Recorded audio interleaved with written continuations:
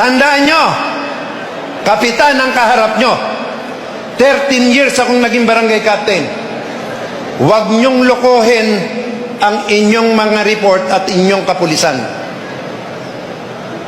Ang pinanggagalingan ng impormasyon ng bansang ito ay manggagaling sa barangay. Inutil kang kapitan kung hindi mo alam kung sino ang mga puser, kung saan ang tarimaan sa barangay mo. Walang pinakachismosong tao sa Pilipinas kung hindi kapitan. Magmula sa nawawalang planggana hanggang palitan ng asawa, alam ni kapitan. Tama hindi? Huwag nyo akong paikutin.